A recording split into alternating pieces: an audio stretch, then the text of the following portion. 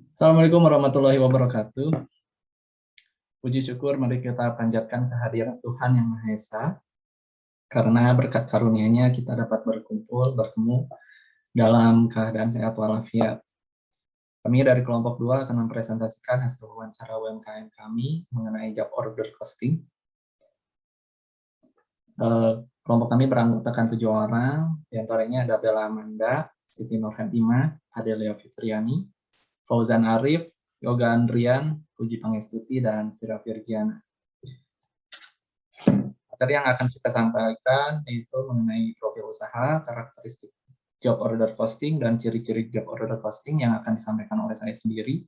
Kemudian ada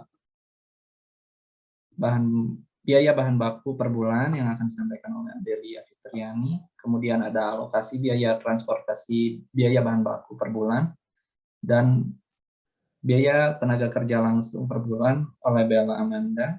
Kemudian ada biaya overhead pabrik per bulan, dan biaya pemasaran yang akan disampaikan oleh Siti. Kemudian ada total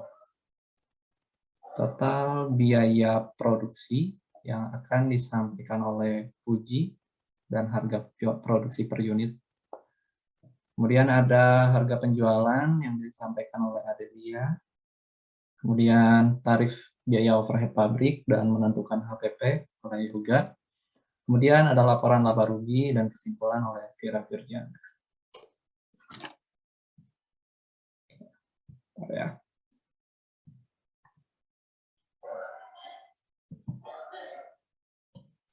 Oke, profil usaha. Yang pertama, profil usaha. Usaha yang kami ambil yaitu usaha yang bergerak di bidang kuliner, yaitu mie ayam bakso yang beralamat di Desa Pasir Gadung, Kecamatan Cikupa, Kabupaten Tangerang, Provinsi Banten. Job order costing. Karakteristik perusahaan yang produksinya berdasarkan pesanan, yaitu perusahaan yang produksinya berdasarkan pesanan mengolah bahan baku menjadi produk jadi berdasarkan pesanan dari luar atau dari dalam perusahaan. Karakteristik perusahaan tersebut sebagai berikut. Yang pertama ada proses pengolahan produk jadi terjadi secara terputus-putus.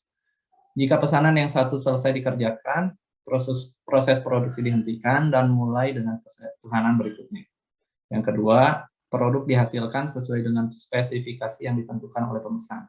Dengan demikian, pemesan yang satu dapat berbeda dengan pesanan yang lainnya. Yang ketiga, produksi ditujukan untuk memenuhi pesanan, bukan untuk memenuhi. Oke, Selanjutnya ada biaya bahan baku per bulan.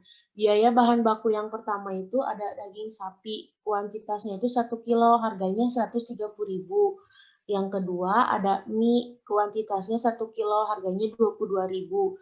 Yang ketiga ada bihun, kuantitasnya 1 kilo, harganya 15.000. Yang keempat ada daging ayam, kuantitasnya 3 kilo, harga per kilonya itu 35.000, jumlahnya 105.000. Yang terakhir ada bumbu penyedap. Kuantitasnya itu 1 kilo, harganya 30.000. Total biaya bahan baku per bulannya itu 302.000.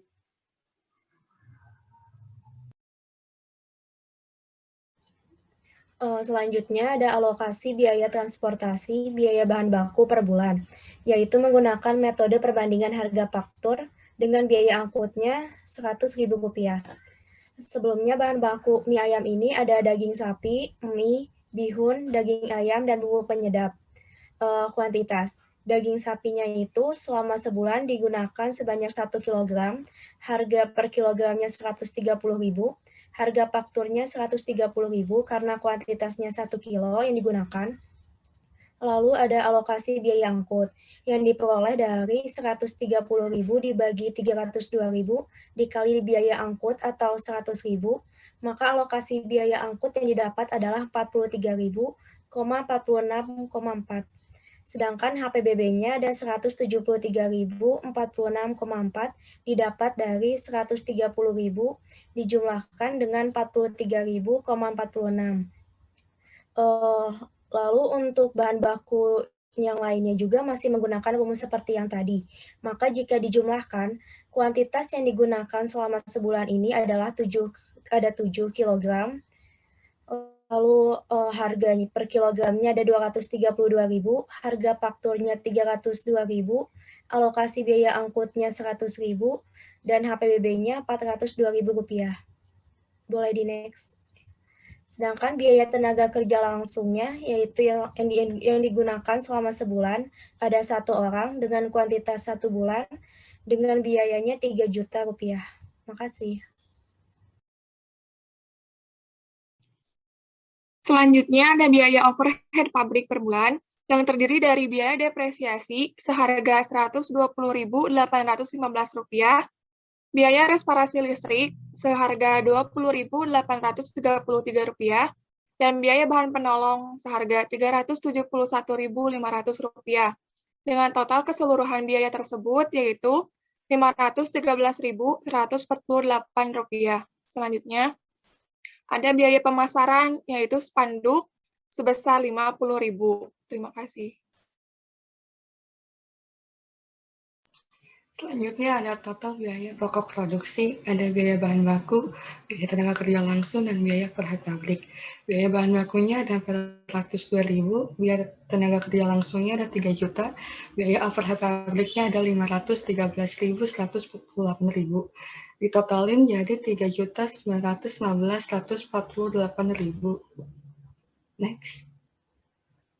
Lalu ada harga produksi per unit, ada biaya bahan baku ditambah biaya tenaga kerja langsung ditambah biaya overhead pabrik dibagi jumlah unit yang diproduksi. Ada 402.000 ditambah 3 juta ditambah 120.815 ditambah 20.833 ditambah 371.500 dibagi 650 per unit. Hasilnya ada 6.023.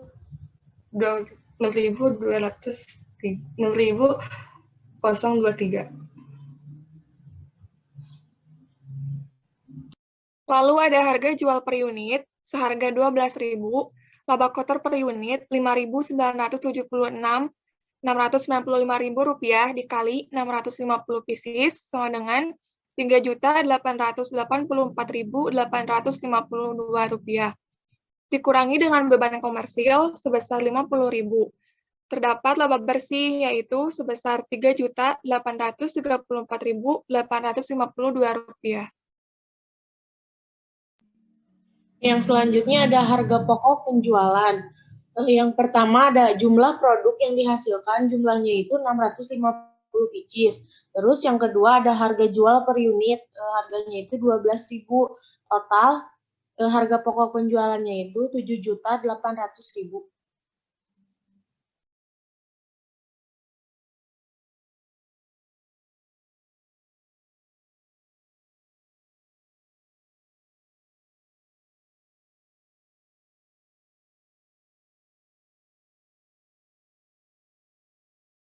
Selanjutnya ada tarif BOP. Tarif BOP ini menggunakan dasar pembebanan satuan produk. Tarif BOP sendiri rumusnya taksiran BOP dibagi taksiran produk. BOP yang dianggarinnya 552.000 dibagi 600 produk, hasilnya Rp920. Next.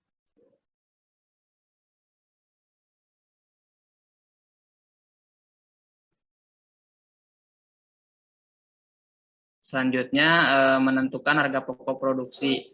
Untuk menentukan harga pokok produksi, rumusnya yaitu biaya produksi langsung ditambah biaya produksi tidak langsung. Biaya produksi langsung terdiri dari biaya bahan baku yang digunakan ditambah biaya tenaga kerja langsung. Itu 3 juta ditambah 402.000. Sedangkan biaya produksi tidak langsungnya atau bisa juga BOP yang dibebankannya yaitu 598.000. Jadi total harga pokok produksinya yaitu 4 juta. Untuk hasil penjualan produknya yaitu jumlah produk yang dihasilkan dikali dengan harga jual per unit. Itu 650 unit dikali 12.000, hasilnya 7.800. Untuk selisih BOP-nya, BOP sesungguhnya itu 513.148 dan BOP yang dibebankannya itu 598.000, selisihnya Rp84.852. Terima kasih. Yang selanjutnya yaitu laporan laba rugi. Yang pertama yaitu ada penjualan sebesar 7.800.000. Lalu ada harga pokok produksi perkiraan awal yaitu sejumlah 4 juta. Ternyata harga pokok produksi yang digunakan hanya Rp3.911.148. Jadi selisih antara harga pokok produksi perkiraan awal dan harga pokok produksi yang digunakan yaitu sebesar Rp84.852. Jadi penjualan dikurangi harga pokok produksi akan menghasilkan laba kotor sebesar Rp3.884.852. Lalu dikurangi beban komersial sebesar Rp50.000 akan menghasilkan laba bersih sebesar Rp3.834.852. Next.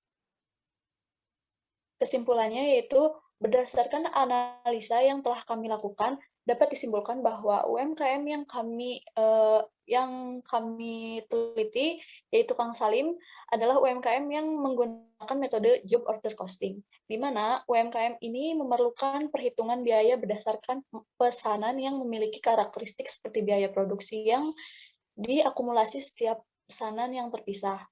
Proses pengolahan biaya produksi terjadi secara terputus-putus. Produk yang dihasilkan sesuai dengan spesifikasi pemesanan, produk ditujukan untuk memenuhi pesanan. Setiap jenis produk perlu dihitung harga pokok produksi secara individual dan diakhiri dengan menghitung laba rugi. Terima kasih.